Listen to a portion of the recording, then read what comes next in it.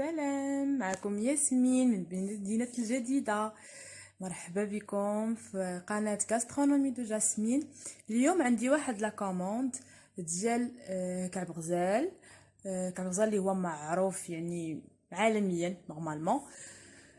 مهم بغيت نبارطاجيه معكم ونوريكم لي زاستوس ديالي، نوريكم كاع داكشي اللي كنخدمو، كيفاش تنخدمو دو ا زد، كيفاش تجي الكعب غزال يجي معلك، وكيفاش لاباط كتجي رطبه، وكيفيه النقش. ان شاء الله تستافدوا معايا في هذا.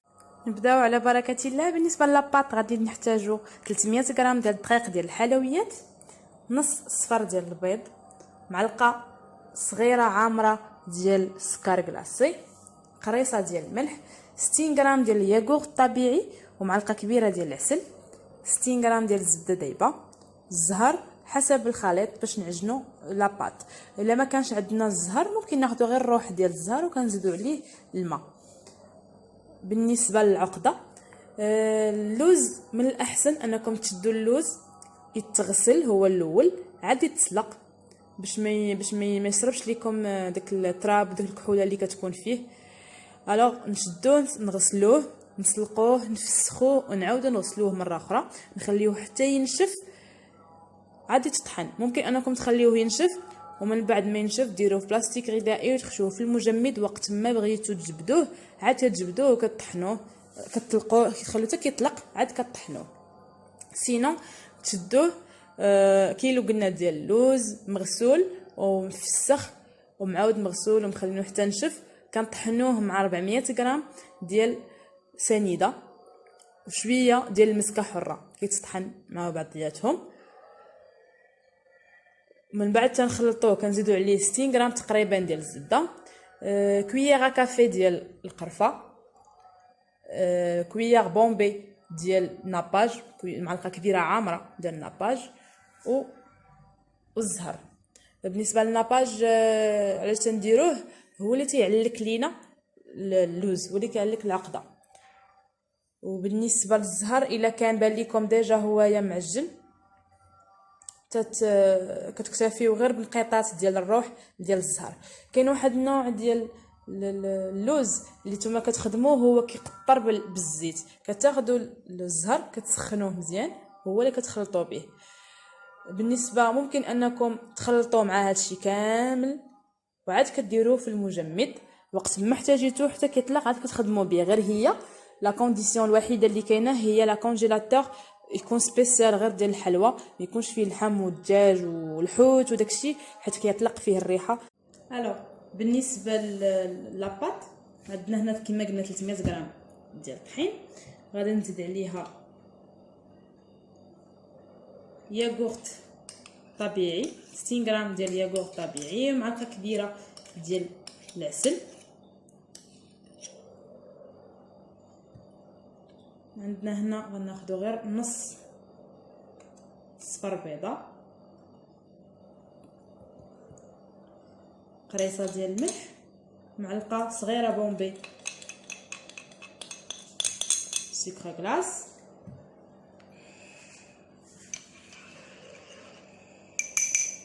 غرام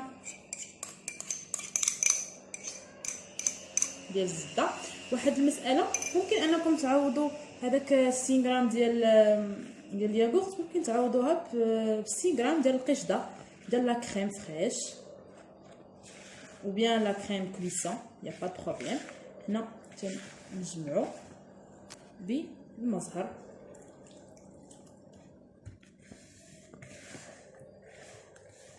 المزهر كيكون على حساب عينكم ميزانكم، على حساب الطحين اللي عندكم كي داير، واش تيشرب ولا لا.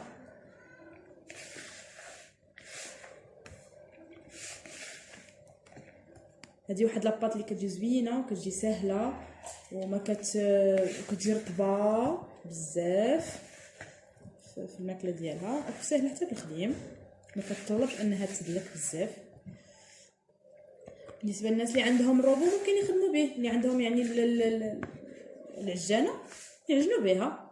انا غير ما بغيتش نعجن بها، يعني اصلا كونتيتي صغيره سي 1 2 يعني ما بالنسبه للناس كاين اللي ما كتوفرش عندهم كاملين، يعني نخدموا بجميع الوسائل المتاحه. با بروبليم. الوغ شتي هنا صافي، خاصنا غير تجمع لينا، خاصهاش تجينا مديره مطلوقه مخيه بزاف.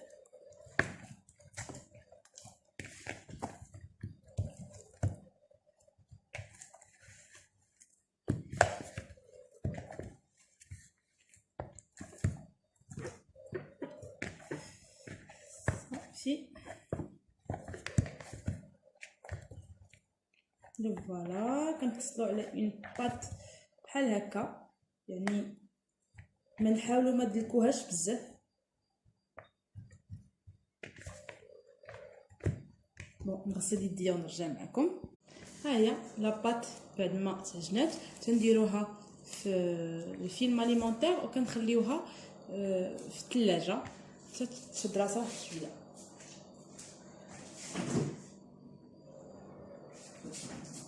من بعد دابا غادي ندوزو للوز، عقده ديال اللوز. عندنا هنا كيلو ديال اللوز، غادي نزيدو له معلقه صغيره ديال القرفه. حنا كما قلنا اللوز ديجا طاحنين معاه المسكه حره. عندنا معلقه كبيره ديال الناباج، تقريبا 60 غرام ديال الزبده ذايبه ممتازه. وغندير واحد شويه ديال الزهر باش ما يتعجنش لينا بزاف. بالنسبه للعجينه، العقده ديال اللوز كتدلك مزيان بحال غادي ندلكو غريبه البحله بحال هكا. قد ما دلكناها قد ما كتجي العقده معلكه.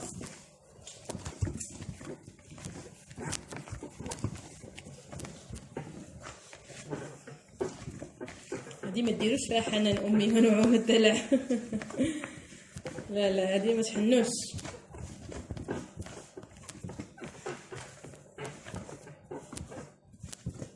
الوغ كتدلك مزيان.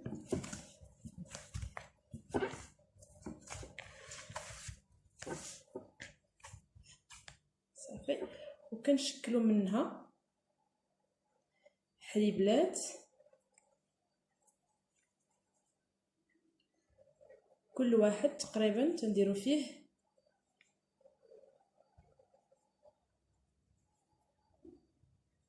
14 غرام. انا حتى انايا من دو جونغ اللي كنعبر 14 غرام في لا بياس باش كيجيو كاع الكعبات قد بعضياتهم. بون انا غادا نكور هادشي نحربلو ونرجعو.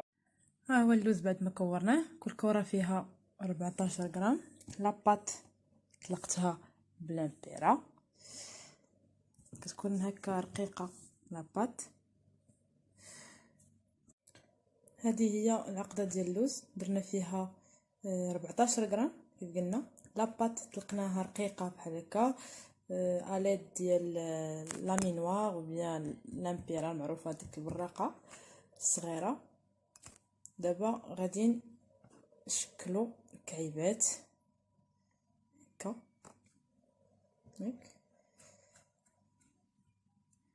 واحد القضيه ما بغيت نوضحها معكم هي باش كنطلق بمايزينا احسن من الطحين باش ما تجيكمش الكعبه الشهبه بالطحين. الوغ هادي جهزت. نعاود معكم وحده التفاصيل ونحاول انني نتقل ياك تنقول نتقل السيمته. الوغ الكعبه كناخذوها هكا بالعقده كنحطها هنا الوسط تنتنيو بهذا الشكل. كنحاولوا نكرزو كنسدو عليه هكا على هذا الشكل هذا. كنبداو نطلقوه هكا، من بعد كنبداو كنطلعوا الفوق وكنهبطوا. هنا كنرقوا شويه الفوق وكنرقوا الجناب، وهنا الوسط تيبقى عامر.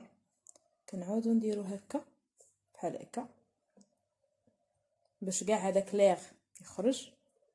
تنقادوها عاوتاني نديروها وتنضربو بالصفاره هكا. نحصلو على هذا الشكل كاع غزال على لا فورم ديال كاع غزال. وانا غادي نحاول قدر الامكان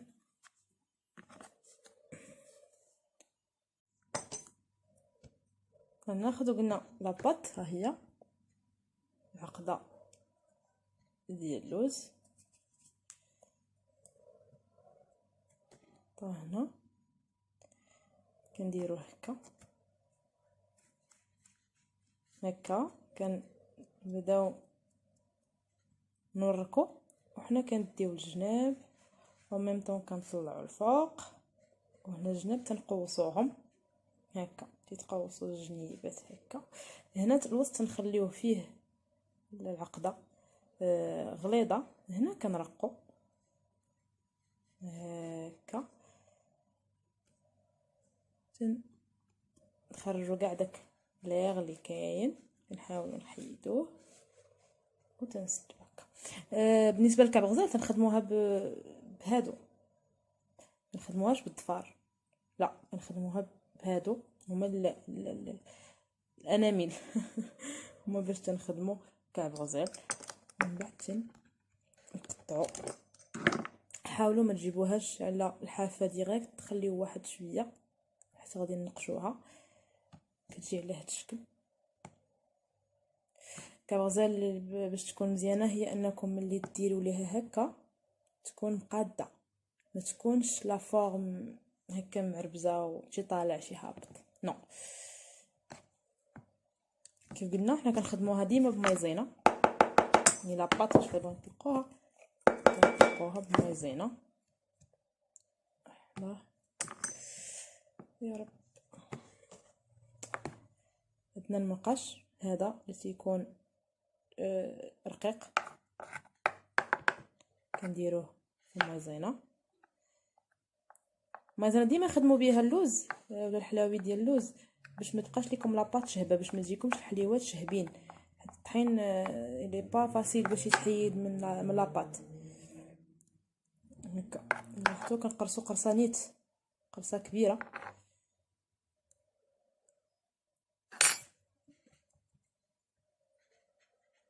كتجي الكعبه على هذا الشكل هكا منقوشه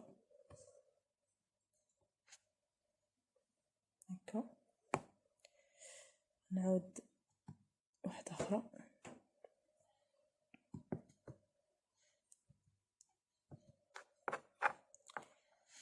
تنقشو من هنا بحال هكا، كتنقش وحده على وحده. نجي نصايب معكم هادي.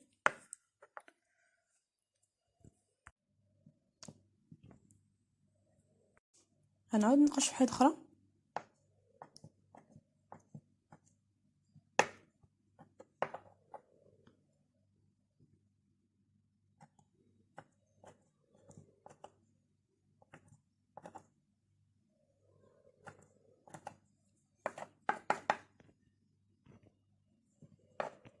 كنقرصوه ميل وكنحطو كيف ما قلنا هذاك الخر ديال هنا ديال القرصه، كنعاودو نحطو عليها المنقاش ديالنا هكا. كنعاودو نقادوها كتجي من الفوق بحال هكا ومن الوجه بحال هكا.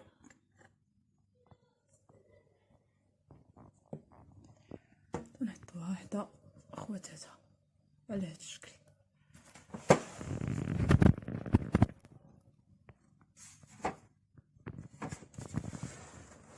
نتمنى تكون الطريقه جاتكم سهله وفهمتوها بالزربه. ها هو كعب الغزال بعد ما ساليناه. من الافضل انه يبات، ضروري خاصو يبات. حلاوي ديال اللوز باش يجيو مزيانين يباتوا. بالنسبه لكعب غزال المنقوش ما كيتقبش. بالنسبه لكعب غزال اللي تيكون ما منقوش كنديروا 3 تقبات لتحت بواحد الابره اللي كتكون ديجا كنحرقوها. من الافضل باش كتعقم كنديروا 3 تقبات هنا و3 هنا في الوجه ديالو. بالنسبه اللي كيكون منقوش ما كنتقبوش حيت ديجا هو راه منفس. بالنسبه للفران كتكون العافيه مهيله، الفران ديجا سخون والعافيه مهيله. الفران ديال الغاز كنشعلو غير البوطه من التحت، يعني غير النار كنشعلو غير العافيه من التحت كتكون مهيله حتى كيطيب وكيتحمر لينا من التحت، عاد تنهبطوه وكنخليو عليه العافيه من الفوق باش يتحمروا لينا السنينات. بالنسبه للفران بروفيسيونيل كنديروا درجه الحراره 160 10 ديال الدقائق.